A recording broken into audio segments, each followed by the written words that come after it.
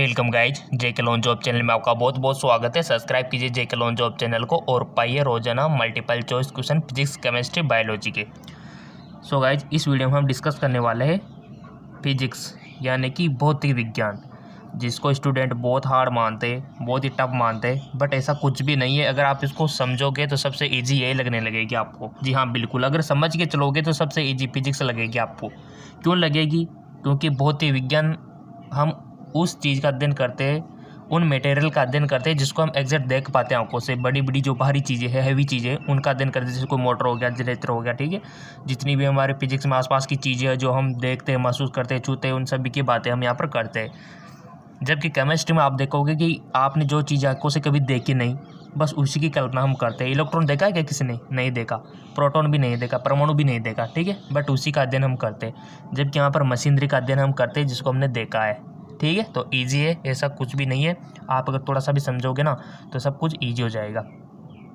जैसे पहला क्वेश्चन है भौतिक विज्ञान का। यदि बल एवं लंबाई प्रत्येक की मात्रा को 4 गुना बढ़ा दिया जाए तो ऊर्जा के मान में बढ़ोतरी होगी। हम बल बढ़ा रहे हैं और यहाँ पर लंबाई बढ़ा रहे हैं, तो ये आपको जानना चाहिए कि एनर्जी में क्या इफेक्ट पड़ेगा। ऊर्जा के मान में बढ़ोतरी होगी। 4 गुना बढ़ा दिया जाए तो ऊर्जा के, यदि बल एवं लंबाई प्रत्येक की मात्रा को 4 गुना बढ़ा दिया जाए तो ऊर्जा की मात्रा में बढ़ोतरी होगी। 16 गुना, 8 गुना, 2 गुना, 4 गुना। सो गाइज, जिसका आंसर हो जाएगा 16 गुना, ठीक है। अब ये आपका एनर्जी वाला चैप्टर है, वहाँ पर दिया हुआ है। आपने थोड़ा सा भी पढ़ा होगा तो इजीली आपको आ गया होगा। अगला क्वेश्चन है, यदि दो सदिश ए वेक्टर एवं बी वेक्टर के लिए A vector multiply B vector equal to 0 हो तो सदिश परस्पर एक दूसरे के लंबवत है, परस्पर एक दूसरे के समांतर है, दोनों के मध्य 60 डिग्री का कोण है, दोनों के मध्य 30 डिग्री का कोण है। बहुत अच्छा क्वेश्चन है। 11th NCERT अगर आपने पढ़ी होगी, 11th की बुक आपने पढ़ी होगी तो ईजिली आपको आ जाएगा। और वहाँ पर सदिश अदिश आपने पढ़ा होगा। जी हाँ, बिल्कुल। कंपटीशन एग्जाम में आपके 11th और 12th से क्वेश्चन आएंगे, बाहर से एक भी क्वेश्चन नहीं आएगा, ठीक है। तो कोशिश कीजिए इसका आंसर देने की, क्या पता सही चला जाए।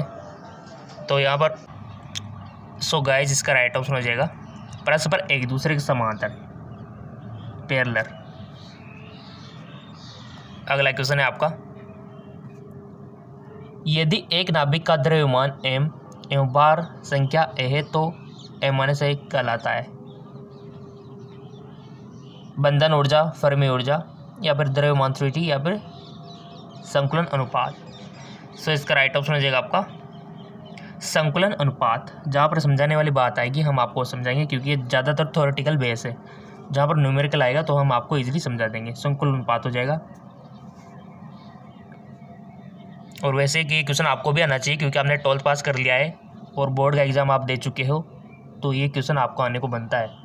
यदि कोई वस्तु नियत गति से वर्तीय मार्ग पर चलती है तो कोई कार्य नहीं हुआ है, वस्तु में कोई त्वरण उत्पन्न नहीं हुआ है, वस्तु पर कोई भी बल नहीं लग रहा है, उसका वेग सदैव स्थिर है। इंग्लिश में आप देख सकते हो, इंग्लिश भी यहाँ पर दिया हुआ है। When a body move with a constant speed along with circle, no work is done, no acceleration, ठीक है। ये आप देख सकते हो इंग्लिश में भी यहाँ पर। जहाँ पर हिंदी में किसी को दिक्कत है तो इंग्लिश भी यहाँ पर दिया हुआ है आपकी सुविधा के लिए। देखो, कोई भी वस्तु अगर नियत गति से वर्तीय मार्ग पर चलती है तो सबको पता होगा ये तो कि क्या होगा। जहाँ से स्टार्ट है वहाँ वापस ख़त्म है, तो समझ गए होंगे। बहुत सारों ने तो राइटिंग भी लगा दिया होगा। जी हाँ, बिल्कुल, इसका राइट ऑप्शन हो जाएगा आपका कोई कार्य नहीं हुआ है, क्योंकि जहाँ से स्टार्टिंग पॉइंट है वहाँ पर एंड पॉइंटिंग है, तो कोई कार्य नहीं होता है। इस कंडीशन में याद रखना 0 होता है, ठीक है। जहाँ पर हम स्टार्ट है, घूम फिर के वापस उसी पे आ गए तो नो वर्क डाउन, ठीक है। तो ये बात याद रखना। अगला क्वेश्चन है, न्यूमेरिकल है थोड़ा सा। कोई कार्य नहीं हुआ है, नो वर्क डन, ये तो इसका राइट ऑप्शन हो गया। अगला क्वेश्चन है कि 1/FE का परिणाम है, इसका परिणाम आपको बताना है, रिजल्ट, मैग्नीट्यूड।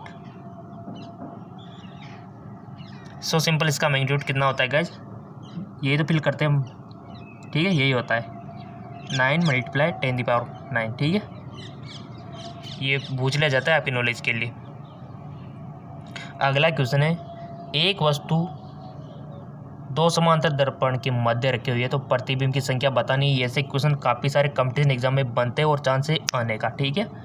तो दो एक वस्तु है, कोई भी मोमबत्ती मान सकते हो जी आप, मोमबत्ती है और समांतर दर्पण के मध्य, दो समांतर दर्पण है उनके मध्य रखी हुई है तो प्रतिबिंब की संख्या कितनी होगी।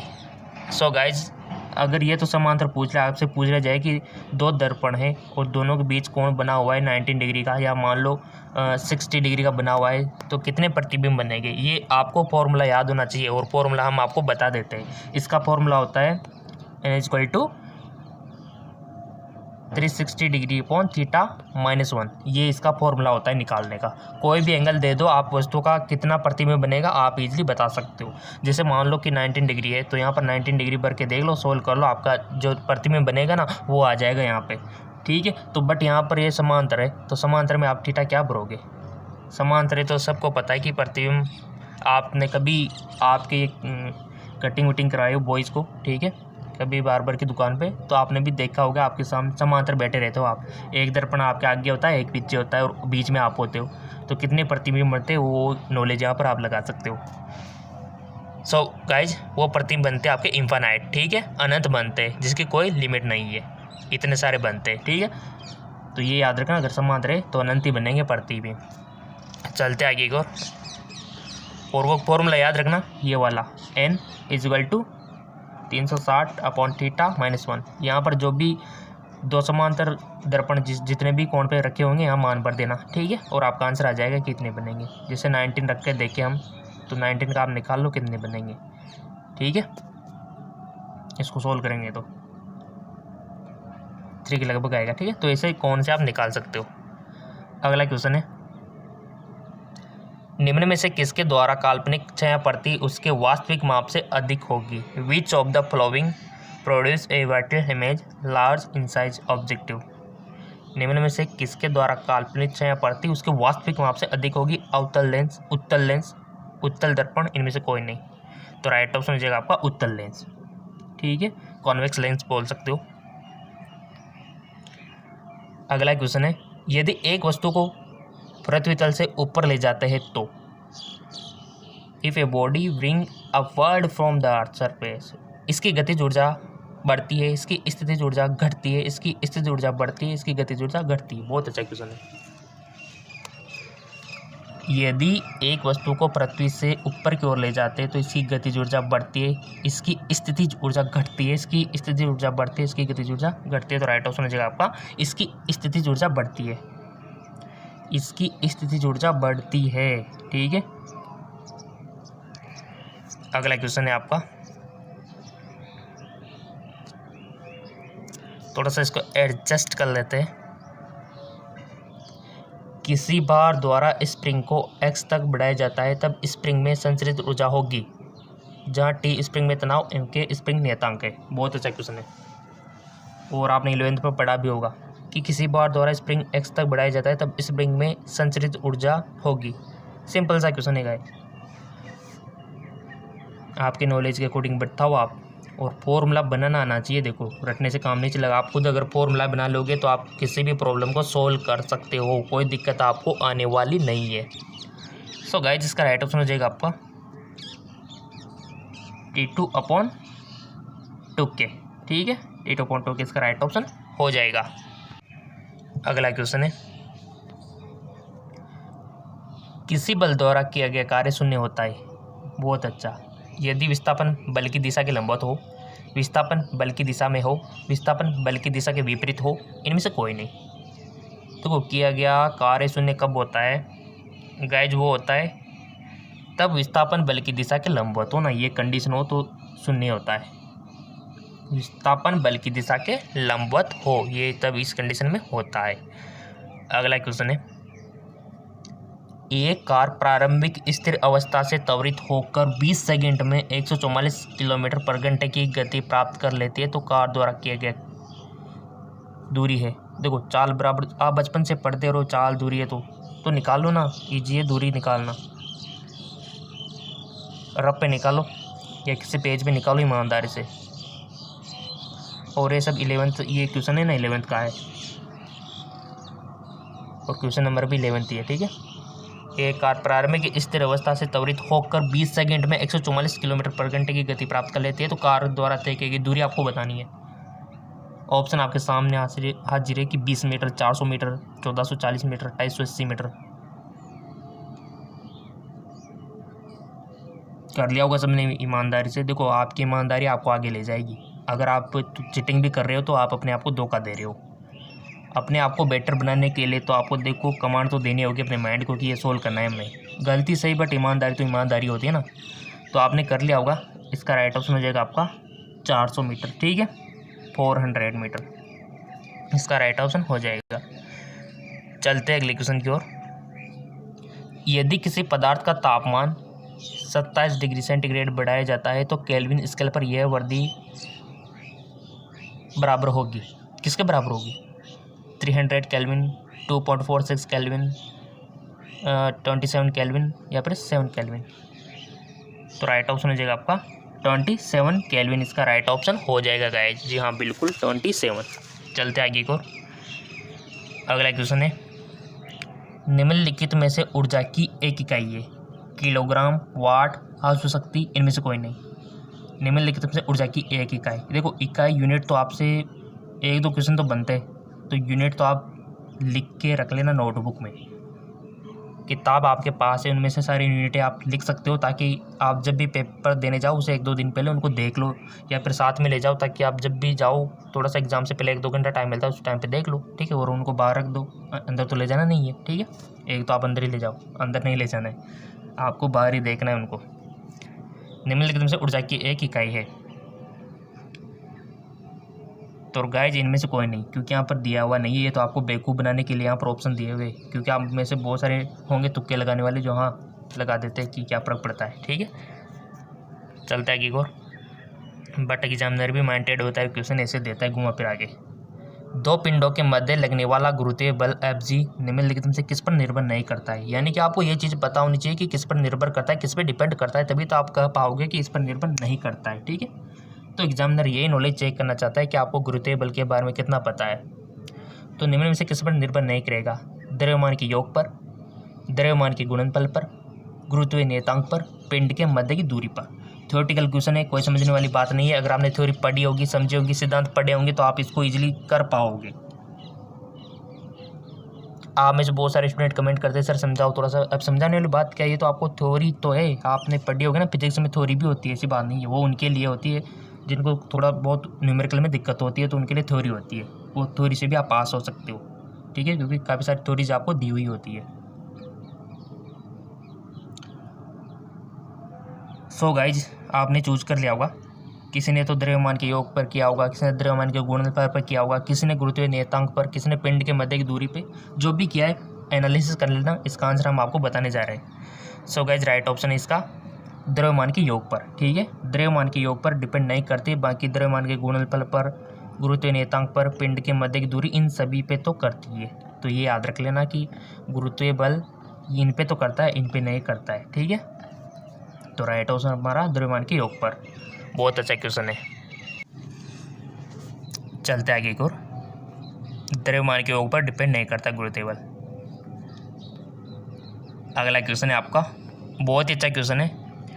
एक न्यू आवर्ती का प्रोटॉन जिसकी दहली आवर्ती न्यू 0 है, धातु की सतह पर आपतित होता है, आय उत्सर्जित इलेक्ट्रॉन की अधिकतम गतिज ऊर्जा होगी। बहुत अच्छा क्वेश्चन है guys. H new minus new 0, H new plus new 0, या फिर 1/2 H new minus new 0, 1/2 H we plus new 0। बहुत अच्छा क्वेश्चन है। अधिकतम गतिज ऊर्जा होगी, कितनी होगी?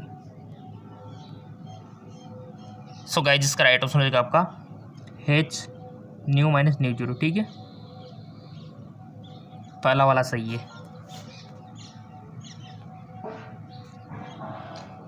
यदि किसी पदार्थ का ताप 140 डिग्री फ़ारेनहाइट है तो डिग्री सेंटीग्रेड में इसका ताप होगा। बताइए, यदि किसी पदार्थ का ताप 140 डिग्री फ़ारेनहाइट, देखो ये बहुत अच्छा क्वेश्चन है गाइस। ये आपको आना चाहिए फ़ारेनहाइट को डिग्री सेंटीग्रेड में बदलना, डिग्री सेंटीग्रेड को फ़ारेनहाइट में बदलना, किसी भी चीज़ को किसी भी चीज़ में कन्वर्ट करना। और ये आपका बहुत अच्छा पहले टॉपिक में 11th में सिखाया गया आपको कि किसको किस प्रकार कन्वर्ट किया जाता है। तो यहाँ पर ऑप्शन है आपके सामने 105, 32, 140, 60 आपको क्या बताना है, 140 फ़ारेनहाइट को बदलना है डिग्री सेंटीग्रेड में। तो बदलो, पेन चलाओ ताकि आपको थोड़ी सी नॉलेज बढ़े, ठीक है, ईमानदारी से। और आप बहुत अच्छे प्यारे स्टूडेंट हो, ज़रूर आप कर रहे होंगे, इसको कीजिए। थोड़ा बहुत 5 सेकंड का टाइम हम आपको दे देते हैं। सो गाइज ये लीजिए आपकी सुविधा के लिए, ठीक है। ये वाला है फ़ारेनहाइट को डिग्री सेंटीग्रेड को फ़ारेनहाइट में बदलने का, और ये है फ़ारेनहाइट को कन्वर्ट करने का सेल्सियस में, ठीक है। तो ये दोनों फॉर्मूले आप नोट कर लीजिए, काम में आएंगे आपके, ठीक है। और आपको एक्सप्लेन कर दिया है, अब आप नहीं कर सकते कि एक्सप्लेन नहीं कर सकते, ठीक है। सिंपल है, आपको ये दोनों याद रखने फॉर्मूले। अगर कोई भी चीज़ आपको डिग्री सेंटीग्रेड में दे दी जाए और फ़ारेनहाइट में पूछे कि इसको फ़ारेनहाइट में कन्वर्ट करो, तो ये फॉर्मूला लगा देना। और कोई भी अगर आपसे पूछे कि इनको फ़ारेनहाइट को सेल्सियस में बदलो, तो ये लगा देना, ठीक है। दोनों आपके सामने है, चाहे तो आप इसका स्क्रीनशॉट ले सकते हो, ठीक है। समझ में आ गया? तो चलते हैं अपने वापस टॉपिक पे। सो गाइस, जैसे आप फॉर्मूला यहाँ पर अप्लाई करोगे, हमने आपको फॉर्मूले दोनों बता दिए, ठीक है। तो यहाँ पर आपको यदि किसी पदार्थ का ताप यहाँ पर फ़ारेनहाइट में दिया हुआ है, तो आपको सेंटीग्रेड में बदलना है, सेल्सियस में, ठीक है। तो इसका राइट ऑप्शन हो जाएगा, देखो हमने सोल्व किया तो हमारे 60 डिग्री आया, तो आपके भी ऑलमोस्ट ये आना चाहिए 60 डिग्री, और ईमानदार से करना है इसको। चलते हैं अगले क्वेश्चन की ओर। कौन सी गतिविधि घर्षण पर आधारित नहीं है? लिखना, बोलना, सुनना, चलना। सो गाइज, सुनना। अगला क्वेश्चन, रे के सवेग है, एक अदिश, एक घुमे सदिश, एक अक्षय सदिश, इनमें से कोई नहीं। तो राइट ऑप्शन है आपका एक अक्षय सदिश, ठीक है। अगला क्वेश्चन, मुक्त आकाश में, बहुत ही अच्छा क्वेश्चन है गाइस, बहुत ही अच्छा, कि मुक्त आकाश में निरपेक्ष पारगम्य में है। तो राइट ऑप्शन सीधा सा इसका तो 4, 5 × 10⁻⁻⁷।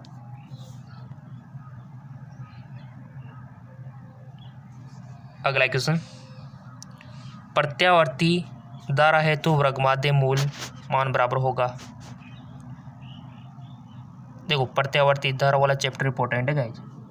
शिखर का मान 1/4, शिखर का मान 1/2, शिखर का मान 1/√2 गुना, औसत का मान √2 गुना। बहुत अच्छा क्वेश्चन। प्रत्यावर्ती धारा हेतु वर्गमाध्य मूल बराबर होगा, तो इसका राइट ऑप्शन हो जाएगा कि शिखर का मान 1/√2 गुना।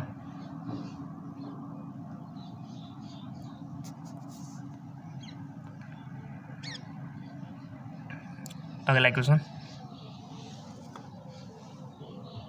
नाभिक के द्रव्यमान का भार, the mass number of nucleus, हमेशा इसके परमाणु भार में कम होता है, हमेशा इसके परमाणु भार से अधिक होता है, कभी कभी परमाणु भार से कम और कभी कभी बराबर, कभी कभी परमाणु भार में अधिक और कभी बराबर होता है। तो राइट ऑप्शन हो जाएगा आपका कभी कभी परमाणु भार से अधिक और कभी कभी बराबर होता है, ठीक है।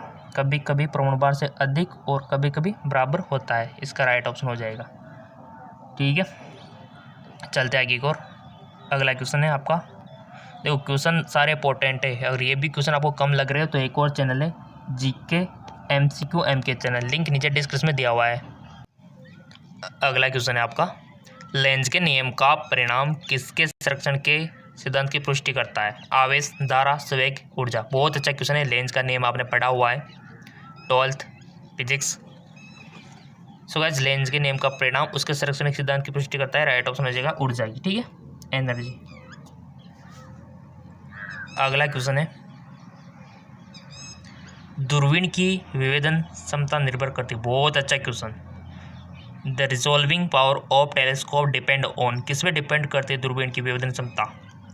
नेत्रिका, लेंस के पक्ष दूरी पर, वस्तु लेंस की पक्ष दूरी पर, दूरबीन की लंबाई पर, वस्तु लेंस के व्यास पर, किस पे डिपेंड करती है दूरबीन की विवेदन क्षमता?